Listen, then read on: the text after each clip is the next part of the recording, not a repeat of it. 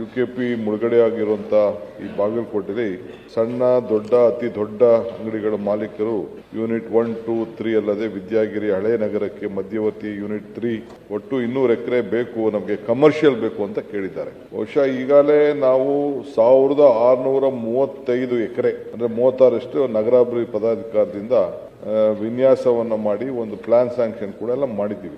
ಈಗ town and country plan ಎಷ್ಟು commercial ಇರಬೇಕು, ಇದು ನಾವು ಕೊಡ್ತಾ ಇರೋದು ರೆಸಿಡೆನ್ಷಿಯಲ್ ಆಪ್ಷನ್. ಕಮರ್ಷಿಯಲ್ಗೂ ಎಷ್ಟು ಕೊಡಬೇಕು ಅಂತ ಕೊಡ್ತೀವಿ. ಈಗ ಅವ್ರು ಏನ್ ಹೇಳ್ತಾ ಇದ್ದಾರೆ, ಒಂದು 200 ಎಕರೆಯಷ್ಟು ಒಂದು ಸಪರೇಟ್ ಕಮರ್ಷಿಯಲ್ ಆಕ್ಟಿವಿಟೀಸ್ ಮಾಡಿ ಅಂತ ಹೇಳಿ ಬಹಳ ಸಂತೋಷ. ಈಗ ನಾವು ಇದನ್ನ ಮಾಡ್ತಾ ಇರೋದು, ಇದು ನಮಗೆ ಯಾರು ಭೂ ಜಮೀನನ್ನ ಕಳ್ಕೊಂಡಿದ್ದಾರೆ ಅವ್ರಿಗೆ ಪರಿಹಾರ ಕೊಡ್ಲಿಕ್ಕೆ ಅಕ್ವಿಷನ್ ಮಾಡಿ ನಿಮ್ಮ ವರ್ತಕರಿಗೆಲ್ಲ ಮಾತಾಡಿ ಅವರೊಂದು ರೆಪ್ರೆಸೆಂಟೇಷನ್ ನನಗೆ ಕೊಡ್ಲಿ, ಅವ್ರಿಗೆ ಅಕ್ವಿಷನ್ ಮಾಡಿ ನಾನು ಸಪರೇಟ್ ಆಗಿ ಕಮರ್ಷಿಯಲ್ ಆಕ್ಟಿವಿಟೀಸ್ ಮಾಡ್ಕೊಡೋಣ, ನೋ ಪ್ರಾಬ್ಲಮ್.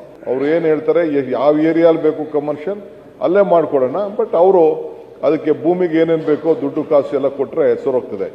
UKP ದುಡ್ಡಲ್ಲಿ ನಾನು ಕಮರ್ಷಿಯಲ್ ಆಕ್ಟಿವಿಟೀಸ್ ಮಾಡಲಿಕ್ಕೆ ನನ್ನ ಕೈಲಿ ಬಹಳ ಕಷ್ಟ ಆಗ್ತದೆ. ಈಗ ಸದ್ಯಕ್ಕೆ ತಮ್ಮ ಹೋರಾಟದ ಪ್ರಕಾರ, ತಮ್ಮ ಭಾವನೆ ಪ್ರಕಾರ ಈಗಾಗಲೇ ರೈತರಿಗೆ ನಾವು ಮಾತು ಕೊಟ್ಬಿಟ್ಟಿದ್ದೀವಿ.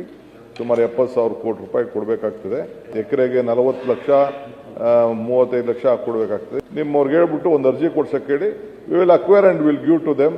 ಕನ್ಸೆಂಟ್ ಅಕ್ವಿಷನ್ ಮಾಡೋಣ, ಇಲ್ಲ ಬೇರೆ ಯಾವ ತರ ಬೇಕಾದ್ರೂ ಮಾಡಿಕೊಟ್ಟು ಒಳ್ಳೆ ಇಂಡಸ್ಟ್ರಿ ಇದನ್ನ ಕಮರ್ಷಿಯಲ್ ಆಕ್ಟಿವಿಟೀಸ್ಗೆ ಅವಕಾಶ ಮಾಡಿಕೊಡೋಣ. ಇಲ್ಲಿ ರೆಸಿಡೆನ್ಷಿಯಲ್ಗೆ ಒಂದು ಪರ್ಸೆಂಟೇಜ್ ಇರ್ತದೆ, ಒಂದು ಸ್ಮಾಲ್ 2.6 3% 4% ಏನಿರ್ತದೆ, ಅಷ್ಟರಲ್ಲಿ ಮಾತ್ರ ನಾವು ಮಾಡ್ಲಿಕ್ಕೆ ಅವಕಾಶ ಇದೆ.